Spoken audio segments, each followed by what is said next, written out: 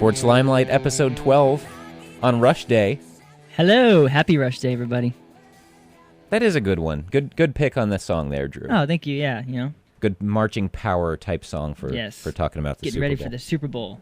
Speaking of, I have some questions for you as a Giants fan. I like questions. All right. So, we know that Manning and Brady are one of the better passers in the game today. But my question is, who has the better run game coming into this game? I think the Giants do. You think so?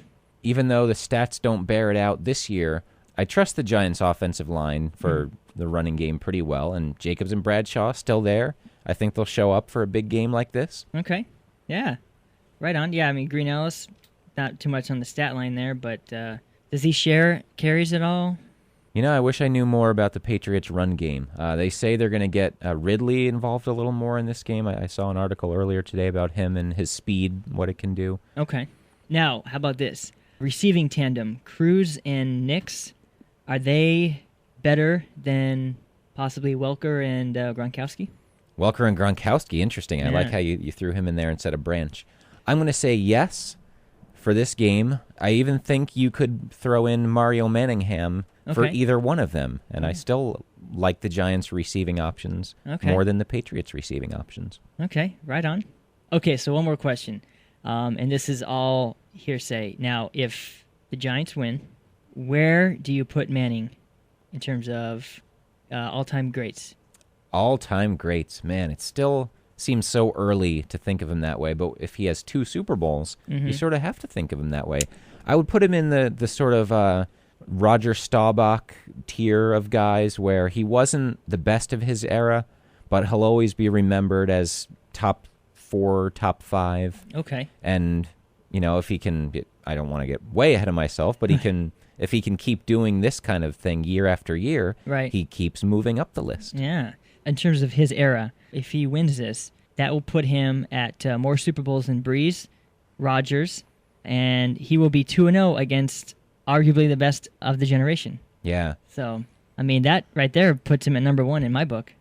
And that's huge because even a guy like Troy Aikman never lost in the Super Bowl. That gives him sort of a special gleam where I go back to a guy, Roger Staubach, I mentioned, who has a couple of wins but also has a couple of losses in the Super Bowl. Right. So you don't view him in that, you know, sort of perfect big game way that you would a Bart Starr, for instance. Or Joe Montana. Joe Montana, of course, won 4 Super Bowls. Right. Montana and Bradshaw, the only quarterbacks to win 4 Super Bowls. Right.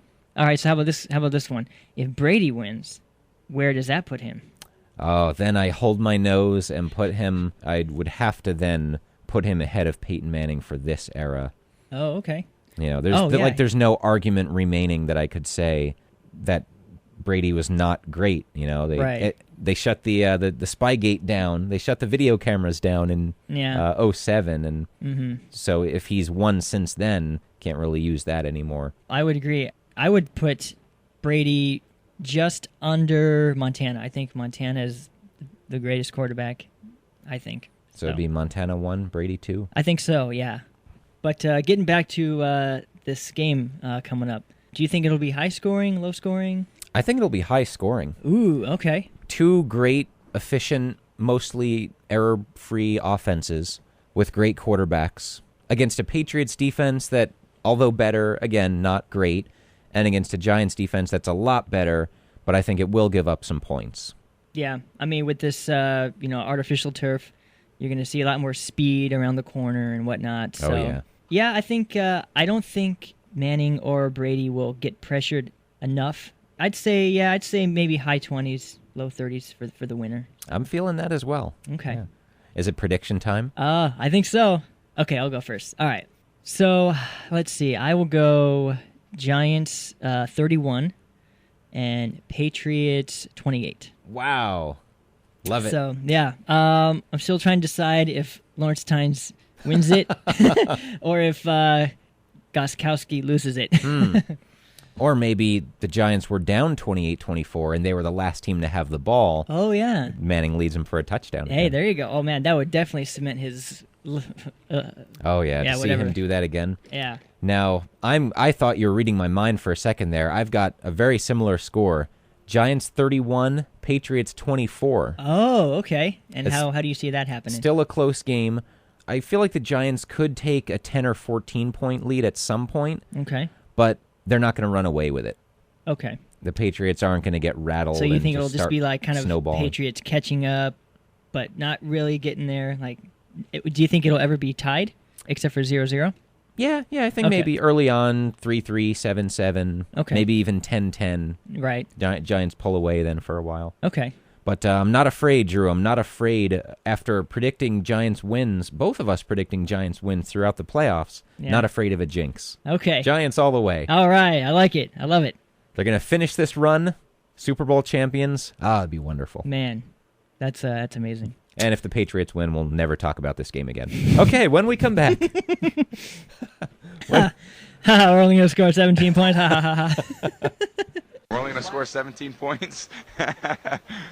Okay. That's right, Tom Brady, although this time we think you're going to score more than 17 again. Yeah. We'll see about that. Well, episode 12, Sports Limelight, continuing after the break with a little bonus, our top 5 Super Bowls of all time. Nice.